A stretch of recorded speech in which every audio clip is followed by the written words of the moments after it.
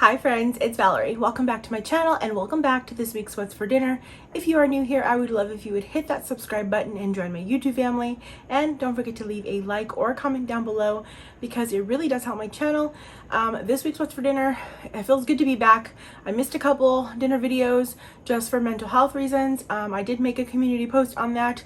I was only planning to skip a week, but 2 weeks really did me good. I'm feeling so much better. The outpour of love on that community post from all of you and just like comments of people wondering where I've been, they have meant so much to me. There's been just kind words, like the sweetest people, kindest words, prayers, good thoughts, all of that, and just so much understanding that I appreciate it so much, and I wanted to let you know that. So I'm coming back into this, trying to go back to every Sunday's dinner video. If I absolutely need a break like that again, I will try to make it like skipping every other, but I am attempting to just keep it every Sunday. And then I got a new phone, and I do film with my phone, but I film with like a previous model of phone that I have. So there will be an upgrade as I'll be using my last phone that I just upgraded from, and the quality of the video should be better, but things might be a little different as far as editing. I'm going to have to get used to editing the difference in the phone video, so bear with me while I work on any of that. And if you notice anything as far as editing that you don't like that seems so different, let me know what that is in a comment down below, and I will try to address that. But anyways, let's just get started. Okay, I'm starting the week off with some of the fast food that I had recently, and I had these Birria Tacos. They are from a place called Teddy's Red Tacos, and they had a fire like a little while back, and so the place closed down for a bit, but they are back, and I had to have them because their tacos are amazingly delicious. I almost forgot to take a picture for you, that's why there's a bite taken out, but these were amazing. I'm starting this recipe off by browning up a pound of ground beef. I just use my meat chopping tool to break that up. I'm just gonna cook it till it's browned, drain any like remaining grease, and then also I'm boiling up some water. I'm doing 4 cups of water because you're gonna need mashed potatoes. So they say to do half of a 13-ounce box.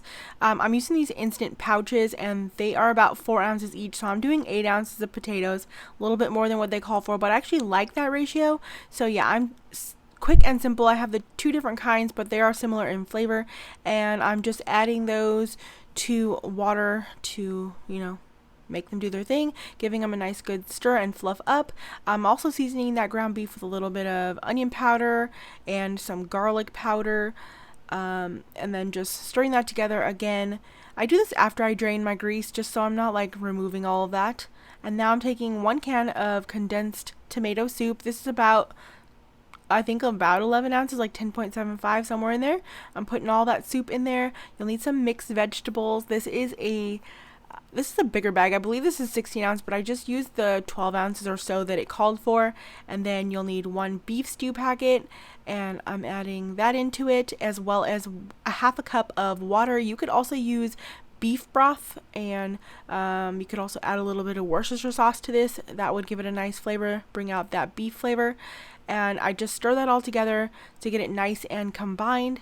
And I went ahead and prepared my baking dish with a little bit of cooking spray, and then I'm adding this meat mixture into the bottom of that, going to smooth that out into a nice even layer, and then top it with my mashed potatoes. I like to do like small dollops across the whole dish. This makes it a little bit easier to spread out without moving that meat layer underneath too much. It's going to move a little bit, but it's going to make it a little bit easier on you, so just spread that. I like to do that with something silicone, like the spoon was already something I was using, but if not, I would use like a silicone spatula, just to make that a little easy and have them not stick so much. And then cover that with some cheese. It says 1 to 2 cups. I just kind of eyed that, whatever looked good for our liking here. Cheese is my thing, so I'm definitely going to top that with some cheese and just make sure it looks nice and covered. Baking this at 400 degrees for about 30 minutes or so uncovered, and this is what it looks like. It's not the most beautiful looking dish ever, just from sight at this point, but once you cut into it, it's nice. You can see all the vegetables. I serve this with a simple just like side garden salad, and some like just cut up tomatoes, ranch, and this is a very quick, easy, and delicious meal. It's very filling. It can feed a bunch of people, so that's great. I was left with plenty of leftovers, so that was great for me. I like to keep things like this for lunch and things like that, but it was really, really tasty. I've actually never had shepherd's pie. I've never made it with like tomato soup like that. It was different for me. I've never even used the beef stew packet, so I really liked that addition. A definitely different way than I'm used to making it, but I really did enjoy it.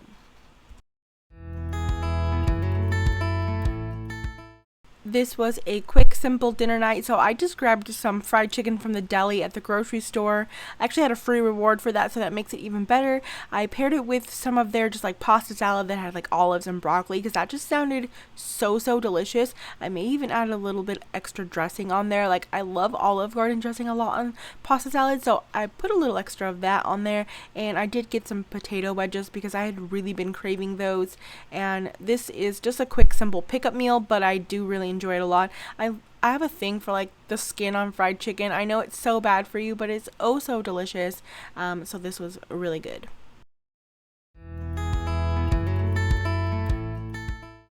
Okay, for this I'm taking a pound of ground beef in my large skillet over medium-high heat, and I'm just gonna go ahead and brown that up. I'm using my meat chopping tool again to break that. Pretty classic. I always do that with my ground beef because I just don't like big chunks of that. And then to that I'm adding in 1 red bell pepper that has been diced up, as well as 1 yellow onion that has been diced up. I'm giving that all a good stir. We're gonna go ahead and let some of those vegetables cook down a bit. If you need to remove your grease like you would have done it prior to this, I'm also adding a little bit of squeezed garlic. The recipe didn't call for that. I just thought it sounded good. And then you're going to need some Creole seasoning. This is Tony Chachere's Creole seasoning. I believe it calls for 2 teaspoons of that. I only did 1, I think 1 and a little bit extra of like a teaspoon of this. And that's just because I wasn't wanting too much heat. Sometimes heat like can really affect my stomach, and I was just not looking for that this night. But I did want some flavor still, so I still made sure to add some in. And so that's just a preference on that. You could even add Cajun seasoning if that's all you have. And then I have a head of cabbage that I went ahead and sliced up. I tried to remove as much of the white core as I possibly could. I'm just placing that layer on top of that, and then I'm adding a can of diced tomatoes on there. I almost completely forgot the seasoning, so you'll see me put the lid on here to let that cook, but then I realized, like, as this is cooking, that I need to add the seasonings. So I did just go ahead and remove the lid. I added 2 teaspoons of paprika, 2 teaspoons of garlic powder, and a teaspoon of black pepper. And then I believe I added a little bit of salt as well, maybe half a teaspoon of salt. And I just kind of stirred that together so that those flavors could get back into like the meat and the cabbage. As you can see, my cabbage had already cooked down quite a bit, so I was just going to let this cook just in a couple additional minutes just to soften a little bit more. And then once that was softened to my liking, I just put some cheese on there. Again, I'm not measuring. It does call for 2 cups of shredded cheddar cheese. I'm just kind of covering the whole top of that with the cheese. I put the lid back on just to let it melt up. You can even like brown this in the oven if you really wanted to. I didn't find that necessary, but I served this over some jasmine rice. I really enjoyed it over the rice. Like it really reminded me of like cabbage rolls, because I love cabbage rolls, like with rice and all that. Like so good. One of my favorite things ever. So I really enjoyed this. I liked the spice level for my liking. It definitely wasn't too overbearing. I can definitely see if you do like spice, you're going to definitely want to stick with those 2 teaspoons or more. And then I just served this with some cucumbers, and I put just I think it was the Olive Garden dressing on top of them because I'm like addicted to that stuff right now.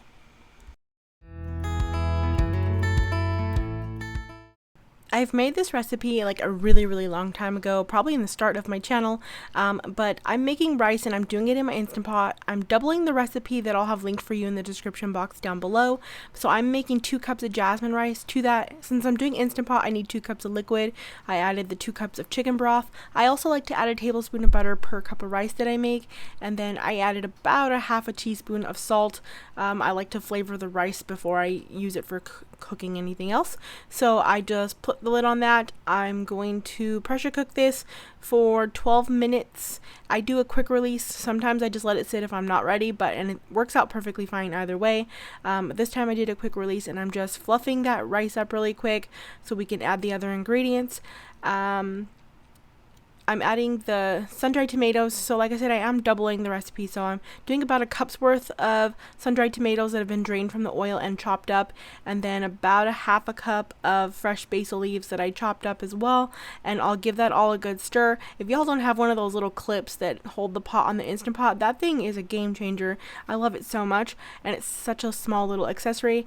I added additional salt after tasting it, and a little bit of the oil from the sun-dried tomatoes. Gave that all a good stir again to combine it. I did forget completely to add the Parmesan cheese that it calls for, so that wasn't on purpose. I wasn't just trying to like skip out on cheese that day, but it was still delicious. Like, I've had this in the past with the Parmesan, still super good like that. But if you can't have cheese, don't skip out on this recipe, because this rice was perfectly so yummy without it. And the side dish is going to be the main recipe for this video, but I did want to do some grilled chicken on the side, so I seasoned that with some Kinder's the blend and the Kinder's the garlic and herb seasoning. I love Kinder seasonings. They make everything so delicious, so I just heavily season those, and I'm cooking them on my Ninja Foodie Grill for about 10 minutes, flipping halfway through. I do like to cut my chicken. These are large chicken breasts to begin with. I did cut them down the middle to be a little bit thinner, and I served them also with some air fried zucchini. I love zucchini. This whole meal paired really well together and was super delicious. I am in love with that rice. Like, we really enjoyed that a lot, but I always love a good piece of grilled chicken as well. For this meal, I had intentionally made like extra grilled chicken when I had done the previous night's dinner, and that's so it could make my life easy for another quick meal to use that chicken. So I just cut it on up, heat it up. I had some pita breads, I cut up some cucumbers and tomatoes, I had hummus on hand.